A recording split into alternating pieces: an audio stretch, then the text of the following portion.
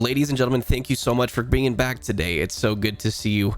A lot of you that went on the last video that checked out my unboxing of the Fusion Pro 2 wanted to see more of an in-depth review after I've used it for a little bit, to see my honest opinions of whether or not you should buy it or not. And I'm going to give my opinion today. So without further ado, let's go ahead and get into the controller.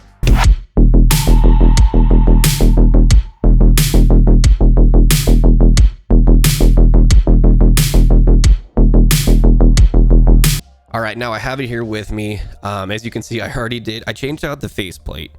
Okay, so this does come with, I don't think I have it. Oh, it's sitting on the back desk behind me, but it does come stock with a blacked out, like a gunmetal looking faceplate on it. You can remove these.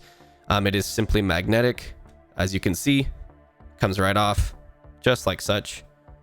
I just wanted to go with the nostalgia, you know, and put the white, like 360 looking controller on there. Really cool, with the green around the rings. I think it looks pretty cool. I do have a precision ring on here by Control Freak. You guys can see that. Shout out to MPX Player. He kind of gave me that tip and it's worked out quite good.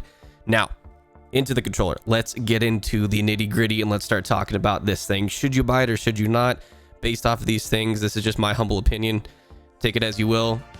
These are my thoughts on it. This is what I experienced with it as well. So here's some of the good things. I've been using this thing for the last about, I'd say 6 months or so. So very heavy use for playing COD and other games as well. I use it when I play my GTA RP. So I'm just giving this to you as is, as I currently use it, and taking this at face value. So one big pro that I still love about this is the grip.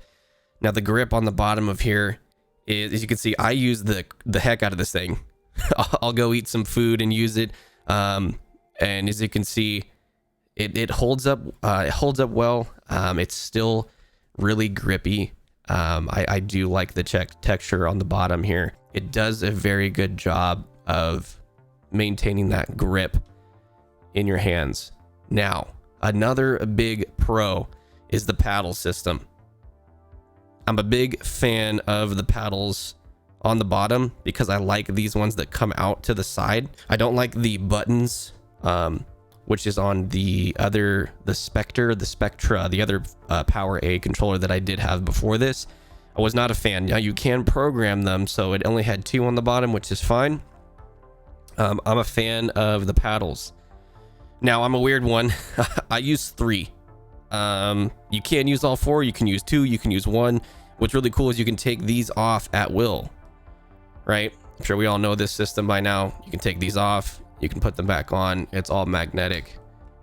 So yes, I do like the paddles. I use A on the bottom here, Y on the top, and then X over here to reload. I just reach over to the B button to use my melee when I need to. Now I do like the layout, I like the feel, I like the setup. Now, a big con. I don't know if anybody else has experienced this. I've talked to one other person that has, but 2 other people that say they love the paddles. My biggest complaint about this is I feel like I have to absolutely mash these paddles in order for them to work. I might be exaggerating just a tad, but you guys get the point. Now, there are some times that I feel it does, you just tap it, it works. But there's something that's inconsistent with it that just might be my controller. I don't know if that's a certain percentage of these that do this, but I feel like there are plenty of times that we've all seen some of the shorts you guys can see where my shoot hasn't deployed. I constantly have to go reload and I'm like holding X, or I've had it on tap and I've switched between both to see if that affects it or not. It does not. So I will have to absolutely mash the heck or hold it down really extremely hard for the reload to work, the X buttons to work, whatever it might be. I've also switched them around and, you know, programmed them to different buttons. I know that's something that did come up, but yeah, it's still, there are some times where they just don't work. Now, that being said, I am a fan that they have these. That's a big reason I got this. So if you are looking for what they call the poor man's elite controller, this is a good option. The buttons on the top, they've never failed. Never had a problem with them. It's just a good solid Xbox controller. No complaints there. The sticks are amazing. I have no complaints there as well. I do have the raised ones on there that you can see. So I did put those on, as well as the precision ring. I do have that on there as well. It does help with aiming. The triggers feel pretty good. They are old school triggers. They're not the mouse click kind. I forget the name of that, but they're just old school triggers, and they feel pretty good.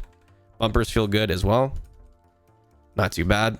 All the buttons work just fine. Nothing has actually failed on this controller besides what I would say is the paddles. So when the paddles don't work, that's probably the only super frustrating thing that I have had happen to this. The only other big con that I have. Now, this controller is a USB-C. This is a USB-C. I know this will be kind of a little bit hard with my webcam here to see. But anyway, you guys get it. It's USB-C. That's the way that this controller connects.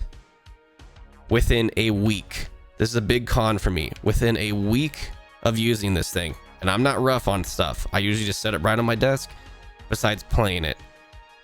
This is my biggest complaint. Look at this. I don't know how well you can see the movement, but this thing is fully plugged in and I can move it around this much. This thing constantly comes unplugged. I've taken a look at the connection itself. Everything seems fine. I've cleaned it.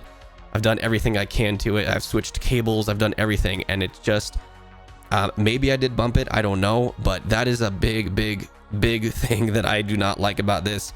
I'll show you guys one more time. It just wobbles back and forth. So this thing constantly comes unconnected from the PC. So that's a big complaint for me as well. Now, that being said, gameplay wise, while hopping into games, I've been playing, like I said, Call of Duty with this a lot. So the first person shooters, it does really well. I'm not gonna lie, it feels great. The triggers, I do want to upgrade to like a scuff someday, to get more precision triggers, stuff like that, and sticks and stuff like that. So I do want to upgrade to that level soon. I've never actually played. I've played on them before, but I've never actually owned one and consistently played on them. So I'm excited for that. However, that being said, it just gets the job done. That's all I gotta say. It just gets the job done. Other than that, like I said, I did switch out the plate, the face plate to the white. It's doing fine. Nothing's broken. I'm not super hard on my controllers, but I do use them quite a bit, day in and day out for what I need to do. And this thing, it just works, guys. It really does. Besides the things I listed, those might be big flags to you.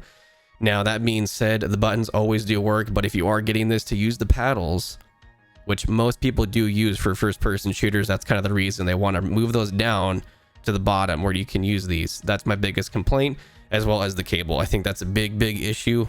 Really tired of that, to be honest with you guys. And I have a scuff on the way, so I'll do a review of that when I get it as well. I think this thing is a decent controller for the money. It's on, when I got it, it was on sale for like 64 bucks.